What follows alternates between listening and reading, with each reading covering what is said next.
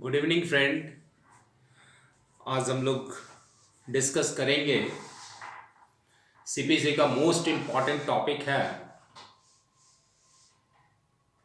और वह टॉपिक है withdrawal of the shoot, abandonment of the shoot and compromise of the shoot.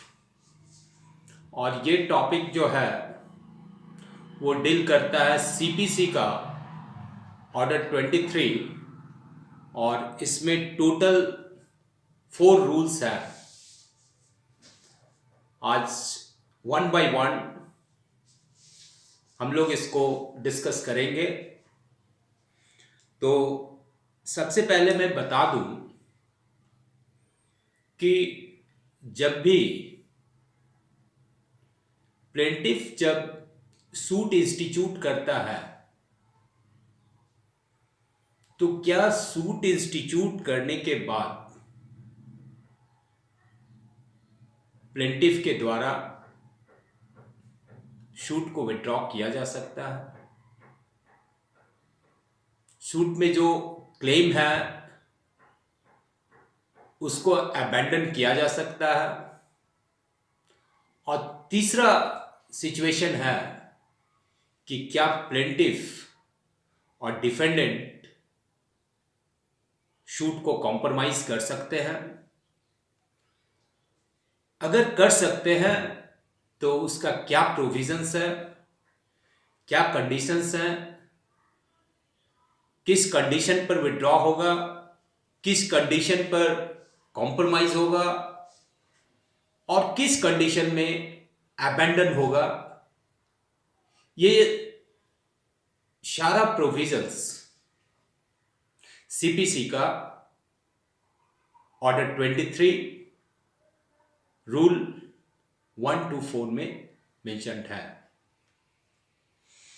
तब आज हम सबसे पहले देखेंगे कि विड्रॉवल ऑफ सूट और अबैंडनमेंट ऑफ सूट क्या है। तो ऑर्डर 23 का रूल 1 कहता है at any point of time after institution of the suit the plaintiff may as against all or any of the defendants abandon his suit or abandon his part claim। इसका मतलब क्या हुआ? ये provisions बताता है कि सूट इंस्टीट्यूट होने के बाद प्लेंटिफ के द्वारा किसी भी स्टेज में at any stage of the suit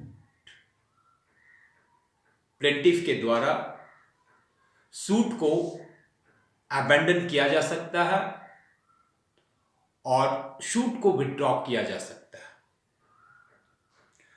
और ये जो सब रूल 1 में जो सूट विड्रॉवल करने का या अबैंडनमेंट करने का जो प्रोविजंस दिया गया है, इसमें कोई कंडीशंस नहीं है। इसमें plaintiff without permission of the court and without leave from the court suit को विड्रॉ कर सकता है, सूट को अबैंडन कर सकता है। लेकिन इसमें इस रूल में एक एक्सेप्शंस है, एक प्रोवाइजो है और उस प्रोवाइजो में कहता है कि प्लेंटिफ सूट को विड्रॉ नहीं कर सकता है और ना ही अबैंडन कर सकता है without permission and without leave from the court. तो ये जो सिचुएशन है जो एक्सेप्शनल सिचुएशन है, from the permission of the court, with permission of the court, shoot without permission of the without permission of the court, shoot cannot be abandoned and withdrawn from the court. ये situation जो आता है वो जब कोई suit minor के behalf में या अनसाउंड पर्सन के बिहाफ में फाइल किया जाता है उसके नेक्स्ट फ्रेंड के द्वारा, उस सिचुएशन में शूट को विथड्रॉ या अबैंडन नहीं किया जा सकता है without permission of the court and without leave from the court. तो ये हम प्रोवाइजो देखें। साथ साथ इसमें यह भी प्रावधान किया गया है, यह भी प्रोविजंस है कि सूट को जब नेक्स्ट फ्रेंड के द्वारा विथड्रॉ किया जाएगा या अबैंडन किया जाएगा, उस सिचुएशन में वह कोर्ट में एक एफिडेविट फाइल करेगा और उस एफिडेविट में वह कोर्ट को बताएगा कि यह शूट इसलिए विथड्रॉ किया जा रहा है, इसलिए अबैंडन किया जा रहा है for the benefit of the minor and for the benefit of the unsound person. उस सिचुएशन में शूट विथड्रॉ होगा माइनर का या अनसाउंड पर्सन का। तो ये हम लोग देखें शूट कब विथड्रॉ होगा, कब without permission of the court withdraw होगा और कब with permission of the court withdraw होगा। अब हम देखेंगे एक जो विथड्रॉवल का प्रोविजंस है वो सब रूल 3 में है। रूल 1 ऑर्डर 23 का रूल 1 का सब रूल 3 में है और उसमें जो विथड्रॉवल का प्रोविजंस है वह है withdrawal of shoot from the court. अब वो जो withdrawal of the shoot from the court का जो प्रोविजंस है वो कहता है कि shoot can be withdrawn from the court by the plaintiff but the permission is required and permission is required with satisfaction of the court।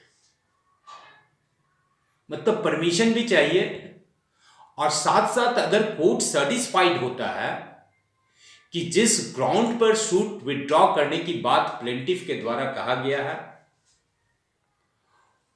वह ground में वह सेटिस्फाइड होता है, then the court shall permit to withdraw the suit. अब वो कौन सा ground है, सेटिस्फैक्शन ऑफ द कोर्ट के लिए कौन सा ग्राउंड है? तो जो फर्स्ट ग्राउंड है कि अगर प्लेंटिफ ये सेटिस्फाई करता है कोर्ट को कि जो शूट उसके द्वारा लाया गया है उसमें कुछ फॉर्मल डिफेक्ट्स है और उस फॉर्मल डिफेक्ट्स के कारण वो शूट को प्रोसीड नहीं करना चाहता है। फॉर्मल डिफेक्ट्स का मतलब हुआ जैसे मिसजॉइंडर ऑफ द पार्टीज या डेफिसिट कोर्ट फी है। उस ग्राउंड पर अगर वो विथड्रॉवल का पिटीशन प्लेंटिफ के द्वारा दिया जाता है कोर्ट में और कोर्ट ये सेटिस्फाइड हो जाता है कि जो शूट है वो सूट में जो है वो फॉर्मल डिफेक्ट है, formal defect in the shoot है, तो वह विथड्रॉ का परमिशन देगा।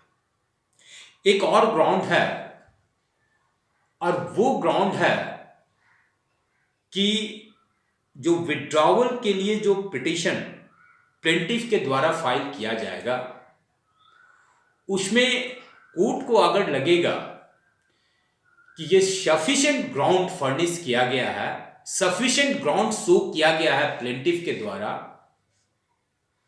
For filing of fresh suit. Plaintiff ये बताता है कि फ्रेश सूट फाइल करना है। अगर कोर्ट को लगता है कि सफिशिएंट ग्राउंड है तो उस सिचुएशन में कोर्ट परमिट करेगा फ्रेश शूट फाइल करने के लिए, और जो शूट फाइल किया गया है उसको विड्रॉ करने का परमिशन देगा। अब ये जो with permission of the court सब रूल 3 में जो शूट विड्रॉ होगा, तो उसमें प्लेंटिफ को यह लिबर्टी है कि वह fresh suit same cause of action में, सेम सब्जेक्ट मैटर पर कोर्ट में ला सकता है। उस सिचुएशन में theory of res judicata apply नहीं करेगा। ये हुआ सब रूल 3। अब हम लोग सब रूल 4 देखेंगे। सब रूल 4 कहता है कि जहां प्लेंटिफ शूट को अबैंडन करता है या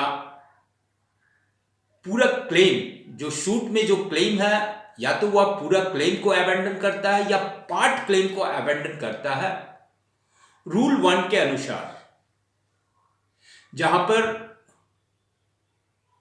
परमिशन ऑफ कोर्ट रिक्वायर नहीं है। ठीक है,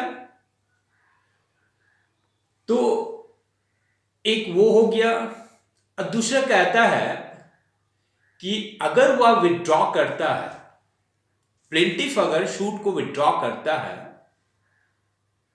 अपना क्लेम को पार्टली या Holi without permission of the court, सब रूल 3 में, सब रूल 3 के अनुसार, तो उस सिचुएशन में प्लेंटिफ को शूट विड्रॉ करने के लिए कॉस्ट देना होगा, और साथ साथ जो प्लेंटिफ को फ्रेश सूट फाइल करने का जो लिबर्टी है, उससे कोर्ट उसको वंचित करेगा। मीन्स जब शूट को विड्रॉ करेगा, शूट को अबैंडन करेगा according to sub rule 3 without permission of the court, then plaintiff को कॉस्ट देना पड़ेगा, और साथ साथ जो फ्रेश सूट फाइल करने का प्लेंटिफ को लिबर्टी है, उससे कोर्ट उसको वंचित करेगा। ये एक सिचुएशन है। और जब सब रूल 3 में जब with permission of the court withdraw करेगा, उस सिचुएशन में कोर्ट उसको विड्रॉ का परमिशन देगा। अगर कोर्ट को ऐसा लगता है कि शूट में फॉर्मल डिफेक्ट्स है, और उस सिचुएशन में प्लेंटिफ को फ्रेश शूट फाइल करने का परमिशन दिया जाता है, लिबर्टी दिया जाता है, जिसमें the theory of res judicata apply नहीं करता है। अब ये जो टॉपिक जो है withdrawal and abandonment of the suit का, इसमें अब हम देखेंगे कि रूल सब रूल 5 कहता है कि जहां पर एक शूट में एक से ज्यादा प्लेंटिफ्स है, उस सिचुएशन में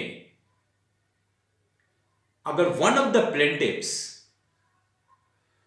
सूट को विड्रॉ करना चाहता है, सूट को अबैंडन करना चाहता है, तो उस सिचुएशन में वह सूट विड्रॉ नहीं कर सकता और ना ही अबैंडन कर सकता है विदाउट परमिशन ऑफ अदर प्लेंटिव्स। उसके लिए अगर सूट को विड्रॉ करना चाहता है, एक जहां पर एक से ज्यादा प्लेंटिव्स हैं, अगर एक प्लेंटिव विड्रॉ करना चाहता है, उस सिचुएशन में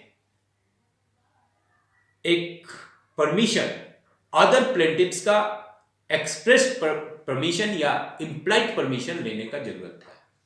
अगर वो परमिशन अदर प्लेंटिव्स परमिशन नहीं देते हैं, उस सिचुएशन में प्लेंटिव जो है वो सूट को विड्रॉ नहीं कर सकता। और इस तरह से आज हम लोग देखें कि विड्रॉवल ऑफ सूट और अबैंडनमेंट ऑफ द सूट का क्या प्रोविजंस है, किस सिचुएशन में without permission of the court withdraw किया जा सकता है, कौन सा सिचुएशन में बिना परमिशन का विड्रॉ नहीं किया जा सकता है, और किस सिचुएशन में without permission of the court अगर विड्रॉ किया जाता है, उस सिचुएशन में प्लेंटिफ को कौन कौन सा कॉन्सिक्वेंसेस फेस करना पड़ेगा, और with permission of the court में प्लेंटिफ को क्या बेनिफिट है। साथ साथ माइनर के केस में भी हम लोग डिस्कस किए कि नेक्स्ट फ्रेंड का डिस्कस किया गया है ऑर्डर 32 में कि माइनर सूट नहीं फाइल कर सकता है, और माइनर के बिहाफ में नेक्स्ट फ्रेंड के द्वारा जब सूट फाइल किया जाएगा, उस सिचुएशन में जो सूट का विड्रॉवल और अबैंडनमेंट होगा वो with permission of the court, और उसमें नेक्स्ट फ्रेंड को एक एफिडेविट देना होगा कि जो सूट विड्रॉ किया जा रहा है वो for the benefits of the minor और offense on point. And this is all about the order 23 of the CPC. Thank you very much.